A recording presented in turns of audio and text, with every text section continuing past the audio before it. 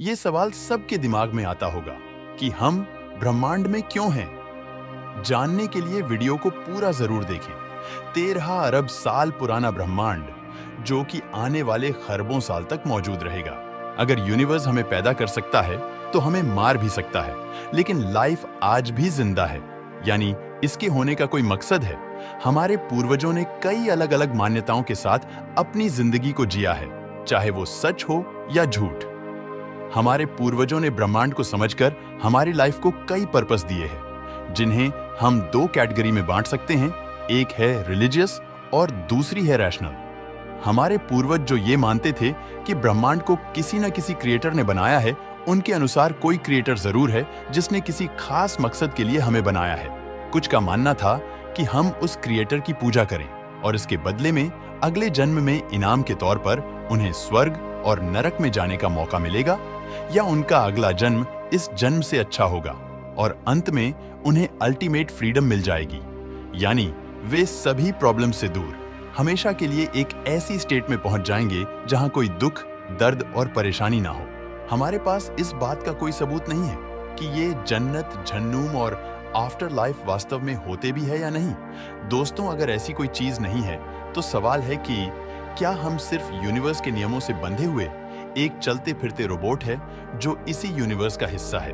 आइए जानते हैं कि यूनिवर्स में रैशनल अप्रोच क्या कहती है। आखिर हम यूनिवर्स में क्यों हैं? इसके लिए पहले हमें इन दो चीजों को समझना पड़ेगा। पहला, हम खुद, यानी हम कौन हैं और कॉन्शियसनेस क्या है, और यूनिवर्स क्या है। एक चीज जो एग्जिस्ट करती है वो है हम सब और हमारा यूनिवर्स। हमें यह जानना है कि हम कौन हैं। पृथ्वी पर मौजूद सभी लाइफ, या कहे कि सभी प्राणियों में एक कॉमन चीज है, और वो है कॉन्शियसनेस, यानी चेतना। और हमारा दिमाग सभी जीवों से हम इंसानों को अलग करता है, जो सोच सकता है, सवाल कर सकता है, नई चीजें बना सकता है। वैज्ञानिकों के अनुसार कॉन्शियसनेस का मतलब आत्मा नहीं है। उनके रिसर्च के अनुसार कॉन्शियसनेस हम सब इंसानों के ब्रेन से पैदा होती है, यानी ये हमारे ब्रेन की इमर्जेंट प्रॉपर्टी है। इसका मतलब है हमारे अंदर मौजूद इंफॉर्मेशन के इंटरेक्शन की वजह से कॉन्शियसनेस पैदा होती है। यही वजह है कि वैज्ञानिक मानते हैं कि अलग अलग जीवों की कॉन्शियसनेस भी अलग है और हम इंसानों की कॉन्शियसनेस सबसे अलग है। कुछ जीव जैसे बैक्टीरिया काफी कम कॉन्शियस हैं, तो कुछ अधिक, और वहीं कुछ वैज्ञानिकों के अनुसार कॉन्शियसनेस यूनिवर्स की ही फंडामेंटल प्रॉपर्टी है, यानी कॉन्शियसनेस हमारे अंदर यूनिवर्स से ही आई है। अब हम ब्रह्मांड के बारे में जानते हैं। ब्रह्मांड जो है वो समय, आकाश, ऊर्जा, पदार्थ और इस पदार्थ से बने सभी ग्रह, नक्षत्र और आकाश गंगाओं का समूह है, जिसमें अरबों खरबों ग्रह, आकाश गंगाएं और ना जाने क्या क्या छुपा है।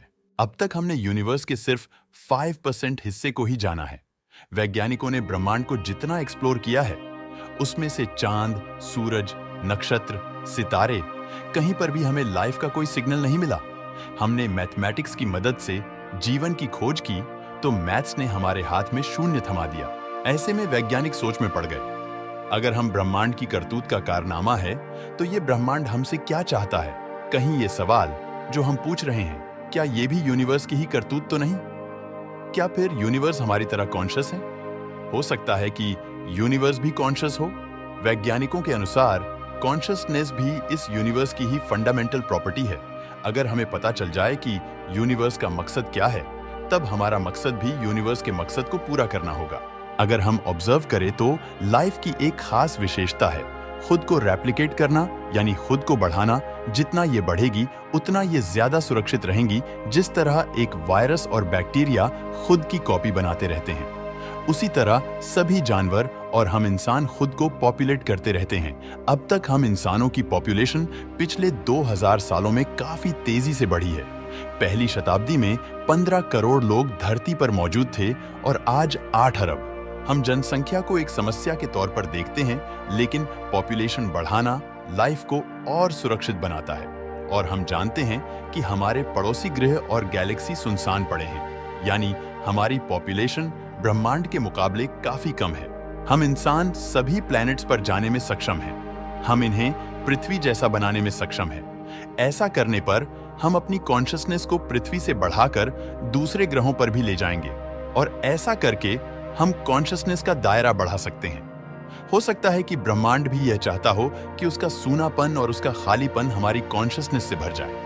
हो सकता है ब्रह्मांड में और भी अरबों प्रजातियां जन्म लेने का इंतजार कर रही हो सकता है कि इस कॉस्मिक एवोल्यूशन की वजह से इंसान से भी उन्नत प्रजाति पैदा हो जाए। यह भी कॉन्शियसनेस को बढ़ाएगी। जहां पहले कॉन्शियसनेस एक कौशिकी जीव के रूप में थी और अब अरबों जीवों और बुद्धिमान इंसानों में है, वैसे ही कॉन्शियसनेस का दायरा यानी उसकी कैपेबिलिटी भी और बढ़ेगी। जब जब पॉपुलेशन बढ़ती है तब तब हम इंसानों ने अपने सर्वाइवल के लिए नई नई चीजें ईजाद की है।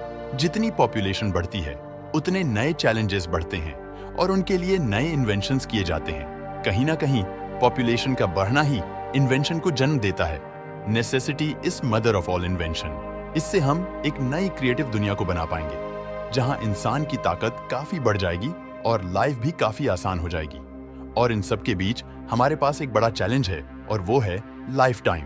हमारी जिंदगी का सफर ब्रह्मांड के लाइफ टाइम के सामने एक सेकंड का करोड़वां हिस्सा भी नहीं है। इतने कम लाइफ टाइम में अब तक हमने कॉन्शियसनेस के दायरे को काफी बढ़ा दिया है और हम इंसान ये भी जान चुके हैं कि इंसान की लाइफ को कैसे बढ़ाया जा सकता है। वैज्ञानिकों के अनुसार हमारे क्रोमोसोम के एक हिस्से टेलोमेयर्स की साइज का घटना हमें बुढ़ापे की ओर धकेलता है। हाइपरबैरिक ऑक्सीजन ट्रीटमेंट की मदद से कुछ वैज्ञानिकों ने अपने एक्सपेरिमेंट में कई उम्रदराज लोगों का ब्लड लेवल 25 की उम्र के ब्लड लेवल पर ले आए।